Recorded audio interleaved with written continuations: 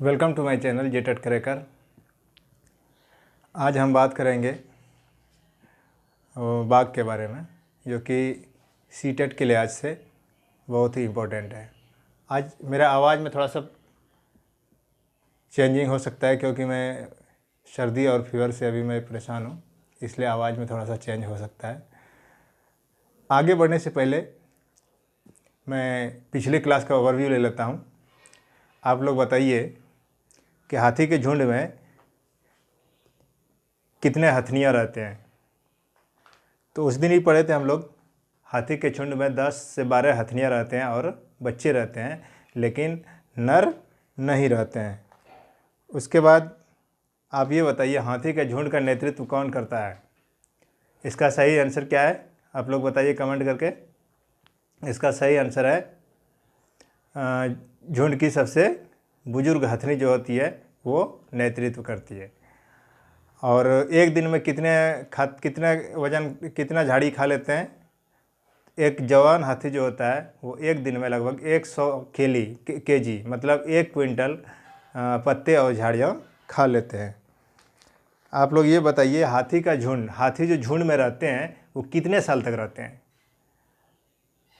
हाथी झुंड में 14 से 15 साल तक रहते हैं, उसके बाद वो झुंड से अलग हो जाते हैं।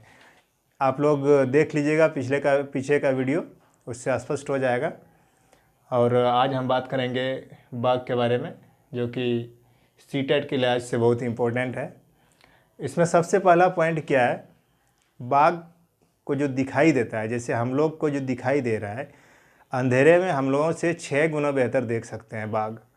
शाम के टाइम में हम लोग को सब चीज़ स्पष्ट नहीं दिखता है, लेकिन उससे 6 गुना अधिक बाघ देख सकते हैं। पहला पॉइंट है कि बाघ की देखने की क्षमता जो होती है अंधेरे में, वो हम लोगों से 6 गुना अधिक होती है।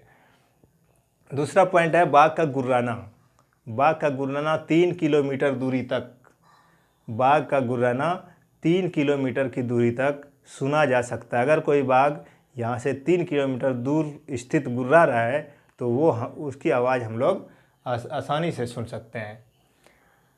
बाघ का कान जो होता है वो बहुत ज़्यादा घूमता है। वो अपने कान को चारों तरफ घुमा सकता है, और घुमा के क्या करता है, वो आवाज़ को एकत्रित करता है, आवाज़ को इकट्ठा करता है। चारों तरफ घूमना मतलब किस दिशा से आवाज़ आ रहा है, उधर कान घुमा के वो वहाँ का आवाज़ वो इकट्ठा कर लेता है। इस तरह से बाघ अपने कानों को बहुत ज़्यादा घुमाती है। क्यों? आवाज़ को एकत्रित करने के लिए, इकट्ठा करने के लिए। बाघ का मूंछ बहुत ही इम्पोर्टेंट। बाघ का मूंछ जो होता है वो समझिए कि एक सिग्नल का काम करता है। मूंछ से ही पता कर लेता है। हवा में कोई जानवर अगर बोल रहा है तो उसका कंपन हवा में आता है। वो कंपन, बाघ का जो मूंछ होता है वो कंपन को भांप लेता है, कंपन को पहचान लेता है, और शिकार कहाँ पर स्थित है वहाँ तक वो पहुँच जाता है। मतलब मूंछें जो है बाघ का, वो शिकार तक पहुँचने में मदद करती है। और रास्ता दिखाने का भी, सही रास्ता दिखाने का भी वो मूंछ बाघ को मदद करता है। उसके बाद बाघ का आवाज़, अलग अलग मौक़ों पर होती है। जैसे जब कोई शिकार सामने रहेगा तो उस टाइम में जो गुर्राना रहेगा उसका, वो अलग तरह के गुर्राएंगे। और जब वो खेलेंगे, आपस में जब खेलेंगे या बच्चों के साथ खेलेंगे, बाघ के बच्चे इसके साथ खेलेंगे, तो उस टाइम में जो आवाज़ होगा वो अलग अलग होगा। मतलब अलग अलग परिस्थिति में बाघ अलग अलग आवाज़ निकालते हैं। उसके बाद है बाघ का जो सेंसर, मतलब सेंस ऑर्गन जो होता है वो बहुत ही मजबूत होता है। वो हवा से जो पत्ता हिलता है वो आवाज़, और किसी जानवर या किसी शिकार से जो पत्ता हिलता है या पौधा हिलता है तो वो आवाज़, दोनों की आवाज़ में वो अंतर कर लेते हैं कि ये जो पेड़ हिल रहा है, ये जो झाड़ी हिल रहा है, तो ये शिकार से हिल रहा है, किसी जानवर से हिल रहा है या हवा से हिल रहा है, इससे वो पता कर लेता है। और अगर हवा से उसको पता चल जाता है कि हवा से हिल रहा है या शिकार से हिल रहा है। शिकार से जब हिलता है तो वो तुरंत वहाँ पर हमला करता है।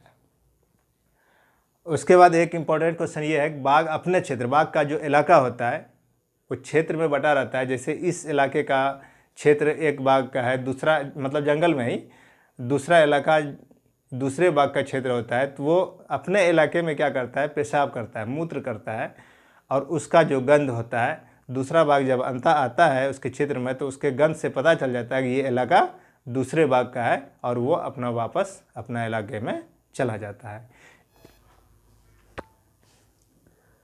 अब हम बात करेंगे कुत्ता के बारे में। गांव घर में तो कुत्ता हम लोग देखते ही हैं, और वहाँ ये भी देखते हैं कुत्ता अक्सर पेशाब करते हुए नजर आता है। जिधर जाएगा वो पेशाब कर देगा, लेटिन कर देगा, ये होता है। तो क्यों करता है लेटिन, वो आज हम लोग जानेंगे।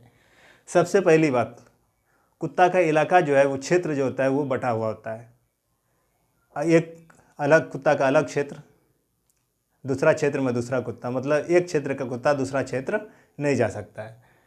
सबसे पहला पॉइंट, इलाका इनका, क्षेत्र इनका बटा रहता है। दूसरा पॉइंट, इलाका का सीमांकन कैसे करता है।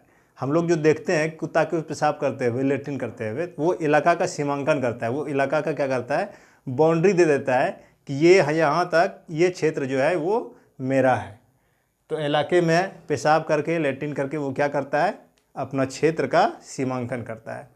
दूसरा पॉइंट है, और ये भी जब कोई बाहरी कुत्ता उसमें आता है और पेशाब कर देता है, तब उस कुत्ता को पता चल जाता है कि मेरे क्षेत्र में कोई दूसरा कुत्ता आया था। अगर कोई सामने में, उसके सामने में ही कोई कुत्ता आ जाता है, तो तुरंत लड़ाई झगड़ा करके उस कुत्ता को वहाँ से बाहर भगा देता है। कुत्ता और बिल्ली का जो आगे का दांत जो होता है, नुकीला दांत, वो क्यों होता है, सिर्फ और सिर्फ मांस को काटने के लिए और मांस को फाड़ने के लिए ही होता है। गाय का अगली दांत छोटा होता है लेकिन तेज धार वाला होता है। उससे क्या करती है, वो घास को काटती है, और काट के कहाँ पर, पीछे तरफ ले जाती है, और पीछे जो दांत होता है वो चौड़ा चौड़ा होता है, बड़ा बड़ा दांत होता है, उससे वो चबाने का काम करती है। वो कुत्ता के बारे में और गाय के बारे में यही है, ज़्यादा कुछ नहीं है। और तो आज हम लोगों ने क्या क्या सीखा। हाँ, बाघ के बारे में है क्या कि 3 किलोमीटर तक वो गुर्रा सकता है। मूंछ जो है वो सिग्नल का काम करता है कि शिकार किधर है। हवा से जो कंपन आता है, मूंछ के द्वारा ही पता चल जाता है। देखने की क्षमता जो है हम लोगों से अंधेरा में 6 गुना ज़्यादा देख लेती है। ये आप लोग रिवीजन 1-2 बार वीडियो देख लीजिएगा, समझ में आ जाएगा। और हम सोच रहे हैं कि 1-2 दिन के अंदर टेस्ट ले लेंगे। 15 नंबर का टेस्ट रहेगा, और देखते हैं स्क्रीन टेस्ट होगा या फिर ब्लैक बोर्ड टेस्ट, जैसा होगा हम कराएंगे। मैं आशा करता हूँ कि आप लोग को वीडियो अच्छा लगा होगा, और मैं ये भी आशा करता हूँ कि टेस्ट में 15 में 15 ज़रूर लाएं। इसके लिए आपको वीडियो जितना भी क्लास है, ये आज 8वां क्लास है, पहला से लेकर 8वां क्लास, टोटल क्लास को आपको देख लेना है। मैं पूरा विश्वास के साथ कहता हूँ कि 15 में 15 आप लोगों का आ जाएंगे। मैं अंत में ये कहना चाह रहा हूँ कि मेरे चैनल पर आप लोग बने रहें, ज़्यादा से ज़्यादा सब्सक्राइब करें, ज़्यादा से ज़्यादा शेयर करें। धन्यवाद।